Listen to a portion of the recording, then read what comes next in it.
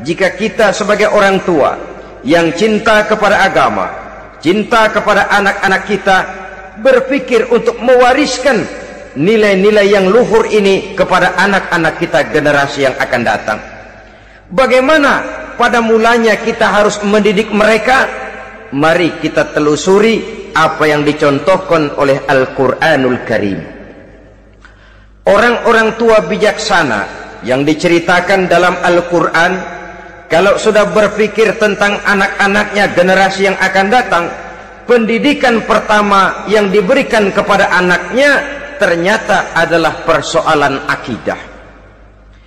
Nabi Ibrahim, pertanyaan yang paling merisaukan beliau buat anak cucunya ialah, ma ta'buduna min ba'di. Saudara bisa lihat surah Al-Baqarah ayat 133. Anak-anakku, kalau pada satu saat nanti aku, ayahmu ini sudah tidak ada lagi, meninggalkan kamu semua, meninggalkan kehidupan dunia ini, ma ta'buduna min ba'di, apa yang akan kamu sembah nak kalau ayah sudah tidak ada lagi?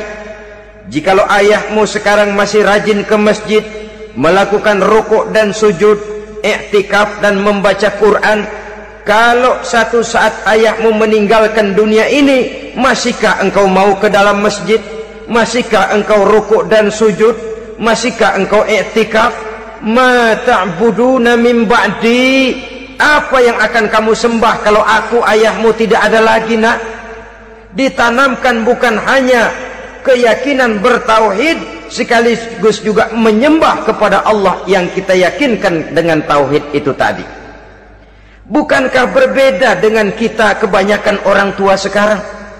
Kita tidak pernah berpikir ma ta'buduna min ba'di, kalau bapak tidak ada kamu nyembah apa nak? Kita orang tua sekarang pagi-pagi malah berpikir ma ta'kuluna min ba'di, kalau bapak enggak ada kamu nanti makan apa nak? Bukan nyembah apa yang kita pertanyakan, bukan nyembah apa yang kita khawatirkan, makan apa nak? Maka yang dicari lalu sekolah-sekolah yang bonafit, yang tidak peduli apakah itu merusak imannya, mematikan akidahnya, menghancurkan keyakinannya. Yang penting ada jaminan hari depan bisa dapat lapangan kerja. Akibatnya berduyun-duyun orang-orang tua muslim menyekolahkan anaknya di sekolah-sekolah yang bukan Islam, yang nyata-nyata membahayakan akidahnya, dididik dengan kultur dan budaya yang bertentangan dengan nilai-nilai agamanya. Bukankah ini berarti merelakan anak untuk dikafirkan? Bukankah ini artinya menyerahkan anak untuk ditulis menurut selera para pendidik yang tidak sesuai dengan nilai akidah yang dimilikinya? Mengapa kita tidak berpikir seperti Nabi Ibrahim, yang sebelum memberikan pendidikan kecerdasan, sebelum pendidikan matematika, IPS, PSPB dan disiplin ilmu lainnya, yang pertama ditanamkan ma ta'buduna min ba'di, kalau ayahmu tidak ada kamu menyembah apa nak? Menyembah Allah apa nanti malah menyembah harta? Menyembah Allah apa nanti malah mendewa-dewakan pangkat dan jabatan? Menyembah Allah apa malah nanti menyembah alam? Itu yang dikhawatirkan Nabi Ibrahim kepada generasi yang akan datang. Dan itu saudara-saudara yang seharusnya mengkhawatirkan kita kepada anak-anak kita generasi yang akan datang. Lihatlah serbuan akidah di zaman sekarang ini. Dimanfaatkan kemiskinan kita umat Islam. Diberikan kita tawaran berupa beras, pakaian, obat-obatan, kalau perlu beasiswa, asal bisa melepaskan keislaman kita ini. Bertahap, sedikit demi sedikit, step by step, shibran bi shibrin wa zira'an bi zira'in. Dan harus saya ingatkan, orang di zaman sekarang tidak mungkin menghantam Islam secara frontal. Tidak mungkin menghantam Islam terang-terangan, apalagi mengerahkan satuan militer. Tidak. Orang berhitung bagaimanapun kondisi dan kualitasnya umat Islam, mereka masih punya satu modal penting, fanatisme agama. Kalau ini disulut, api jihad segera berkobar, dan hanya maut yang bisa menghentikan orang yang dibakar dengan semangat jihad. Orang tahu itu. Betapa Uni Soviet kedodoran menghadapi mujahidin Afghanistan yang disulut oleh semangat jihad yang berkobar dengan persenjataan yang primitif ketimbang persenjataan Uni Soviet. Entoh mereka pantang surut mundur ke belakang. Jadi jangan mimpi bahwa orang mau menghantam Islam ini dengan melarang pengajian, meruntuhkan masjid, menyegel pondok pesantren. Tidak. Melarang orang sholat, tidak. Kalau perlu masjid diperbanyak, musola diperbesar. Tapi bikin itu masjid seperti museum, besar, megah, mercusuar, tapi bikin seperti museum. Tempat orang kagum, tempat orang memuji, tapi sunyi dari nilai-nilai ibadah. Saudara-saudara kaum muslimin, untuk sampai kepada penghantaman akidah, jalan yang paling mudah dirintis sekarang ini secara bertahap dan sistematis, memisahkan umat Islam dari Islamnya. Biarkan mereka bernama Muslim. Biarkan di atas kartu penduduknya tertulis agama Islam. Tapi tanamkan budaya-budaya yang menyebabkan cara bergaul mereka, cara berumah tangga mereka, cara bertetangga mereka, sampai kepada cara mereka berpakaian, cara mereka bergaul, cara mereka makan dan minum, cara mereka mendidik dan menyekolahkan anak, sama sekali tidak lagi mencerminkan nilai-nilai yang islami. Itu sudah satu usaha yang paling praktis, memisahkan umat Islam dengan Islamnya. Kalau sadarlah kita ke arah ini usaha orang di zaman sekarang, maka yang harus pertama kita tanamkan kepada anak-anak kita, didik mereka dengan jiwa tauhid yang mengkristal di dalam batinnya, meresap sampai ke tulang sumsumnya, yang tidak akan sampai pun nyawa berpisah dari badannya, akidah itu tidak akan berpisah dari hatinya. Bahkan dia sanggup dengan tegar berkata, lebih baik saya melarat karena mempertahankan iman daripada hidup mewah dengan menjual akidah. Satu khittah, satu garis kehidupan yang perlu kita wariskan kepada anak-anak kita, generasi yang akan datang. Dahulu ada satu tradisi, saudara-saudara. Kalau anak gadis kita dilamar orang lalu bertanya, anakmu mau ngelamar gadis saya, apa sudah khatam Quran berapa kali? Apa sudah bisa baca kitab macam-macam dan lain sebagainya? Sehingga lahirlah satu kebanggaan. Apapun motifnya, tapi pertanyaan semacam ini zaman sekarang sudah langka. Paling-paling yang ditanya kalau anaknya dilamar orang, anakmu kerja di mana? Gajinya sebulan berapa? Kendaraannya bebek apa soal apa-apa. Itu yang kita pertanyakan, berkisar di seputar materi, kerja, job, status sosial dan lain sebagainya. Perkara bisa baca Quran atau tidak, nomor 18. Perkara sembahyangnya rajin apa tidak, nomor 36. Saudara hadirin, akibatnya terjadi pergeseran nilai. Maka mendidik anak menurut tuntunan Quran adalah seperti yang diberikan contoh oleh Luqmanul Hakim, yang diceritakan dalam surah Luqman mulai ayat 11 dan selanjutnya. Apa pendidikan pertama yang harus kita berikan kepada anak? Pertama, ya bunayya la tusyrik billah. Wahai anakku, jangan sekali-kali engkau menyekutukan Allah. Nak, jaga tauhid, pelihara iman, mantapkan akidah. Ini dasar yang pertama. Belum lagi anak mengenal berbagai macam disiplin ilmu, yang pertama ditanamkan tauhid. Ini yang mendasari kehidupan. Ini yang akan mewarnai dan menjadi warna dari kepribadian seseorang. Sentuhan jiwa tauhid di dalam diri si anak.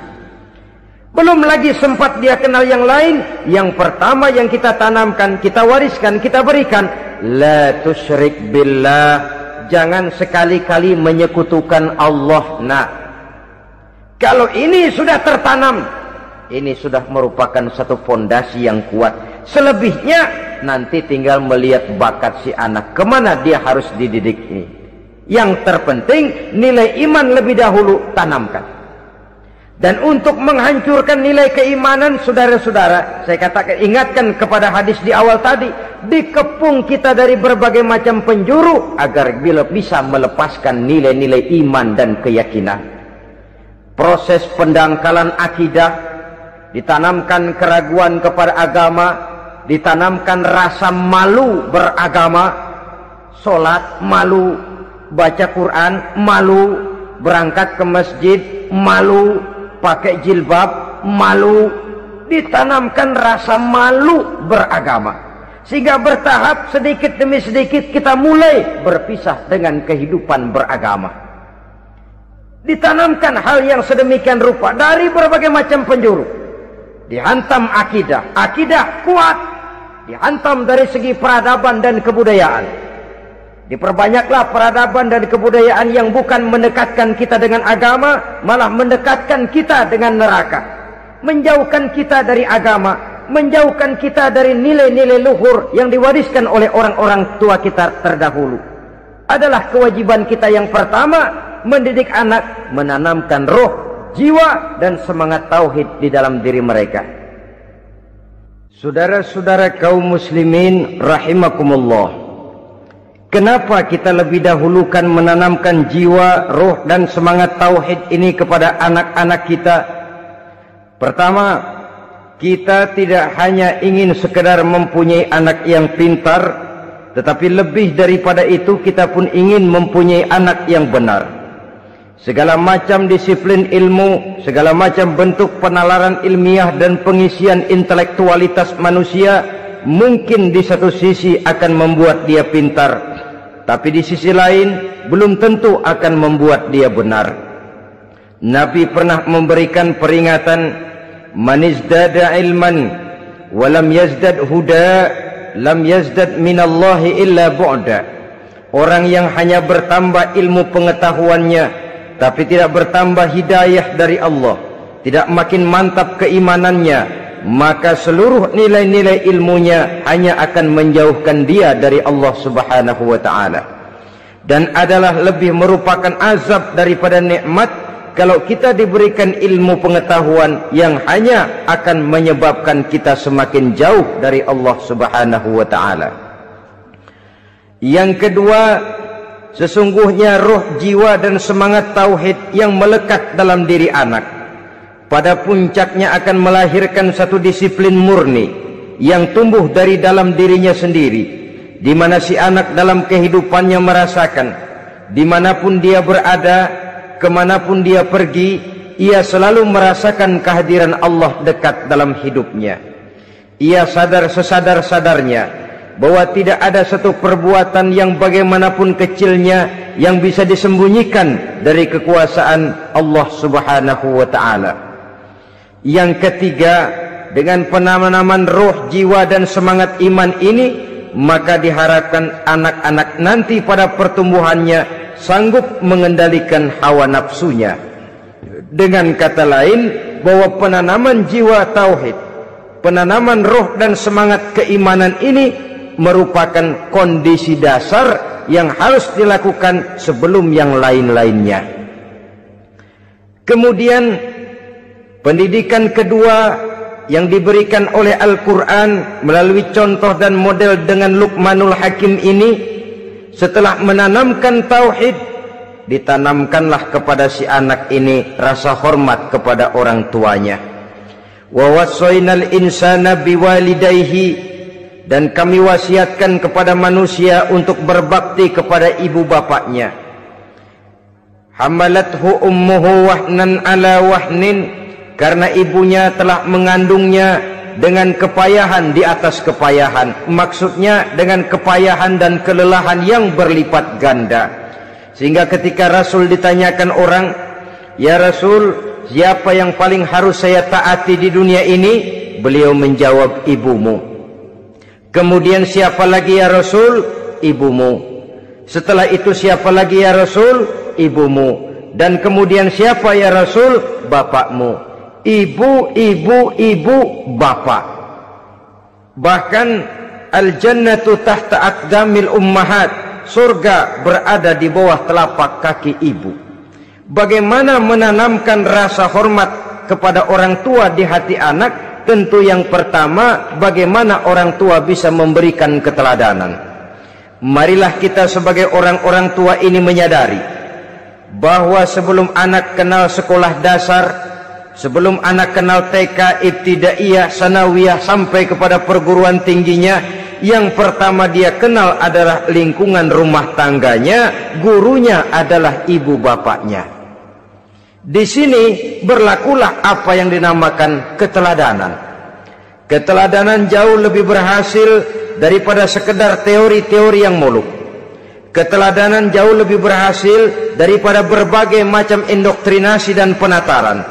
Kurangnya keteladanan akan menyebabkan anak mencari pola. Apabila kita orang tua ini tidak bisa memberikan keteladanan yang baik kepada anak-anak kita, maka pada suatu saat anak-anak akan menganggap enteng dan kehilangan wibawa kita sebagai orang tua di mata mereka. Dikala itu akan sangat sulit kita membentuk kepribadian mereka. Bukankah di zaman sekarang ini kita banyak mengalami krisis wibawa, krisis figur? Ada yang karena rapotnya merah melulu, gurunya dikeroyokin. Pak guru pulang sekolah dicegat.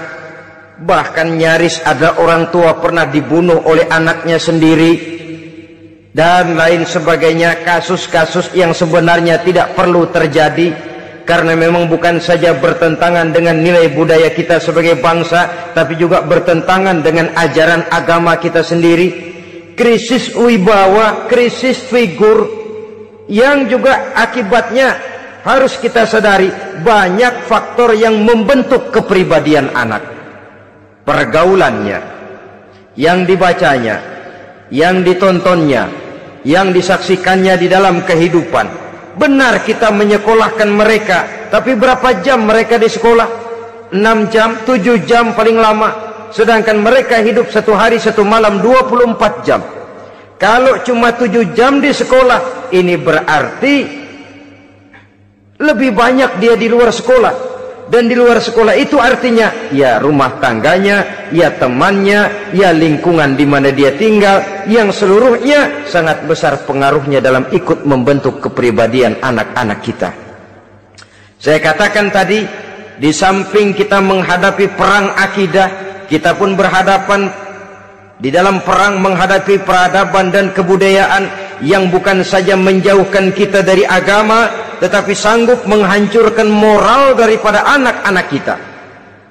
Secara pribadi, saudara-saudara, saya iri, saya kagum misalnya dengan kemajuan yang diperoleh oleh negara tetangga kita, Jepang misalnya. Padahal tahun 45 ia pun hancur lebur oleh meledaknya atom di Hiroshima dan Nagasaki. Tapi bagai satu tenaga raksasa kemudian Jepang bangkit menjadi satu negara superpower di Asia. Bahkan gurunya saja Amerika sekarang ini kewalahan menghadapi perang dagang dengan Jepang ini. Dan yang menarik, Jepang bisa maju dan modern dengan tetap menjadi Jepang, tanpa harus kehilangan identitasnya sebagai satu bangsa, tanpa harus kehilangan kepribadiannya sebagai satu bangsa. Sebagai negara yang sedang berkembang, kita sering latah. Kita ingin meniru Barat, tapi bukan teknologinya, westernisasinya yang kita tiru. Bukan isinya, kulitnya yang kita ambil. Akibatnya apa? Modernnya belum, orangnya sudah Barat. Bergaulnya sudah cara Barat, berumah tangganya sudah cara Barat, berpakaiannya sudah cara Barat, mendidik anaknya sudah cara Barat. Di mana ketemu orang tua cukup hello daddy. Kulitnya kita ambil, sementara isinya kita campakkan. Ironi dan menyedihkan. Padahal kita sesungguhnya bisa maju dan modern, bisa mengejar segala ketinggalan dan keterbelakangan kita dengan tetap menjaga nilai-nilai luhur budaya kita sebagai satu bangsa, mengambil isinya dan kalau memang tidak perlu lalu mencampakkan kulitnya. Pengaruh peradaban dan kebudayaan yang menghancurkan moral daripada anak-anak kita oleh pesatnya arus teknologi, oleh pesatnya arus komunikasi, di mana hal-hal yang terjadi di belahan dunia lain dapat kita saksikan hari ini juga melalui layar televisi, yang terjadi di Amerika, di Eropa, di Afrika, di ujung dunia yang paling ujung sekalipun, di ujung dunia yang paling ujung. Hari ini kejadian, hari ini sudah bisa kita saksikan pesatnya arus komunikasi. Kalau jatuh ke tangan anak-anak kita yang belum mempunyai filter daya saring positif, akan dicerna oleh mereka tanpa memilah dan memilih.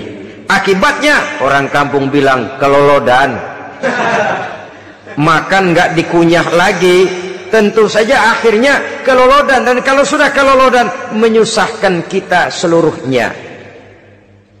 Oleh karena itu budaya menghormati orang tua perlu dijaga, perlu dipelihara dan diwariskan kepada anak-anak kita. Tali silaturahmi sehingga ada respeknya kepada orang tuanya. Jangan bapaknya dianggap CS, ibunya dianggap CS, kakeknya dianggap CS. Hilang rasa respek, hilang rasa menghormati. Sementara orang tua sendiri tidak bisa memberikan keteladanan, kurang mendapat perhatian dan lain sebagainya. Apalagi kalau baik ibu maupun bapak adalah orang-orang karier yang setiap hari sibuk menghadapi tugas masing-masing.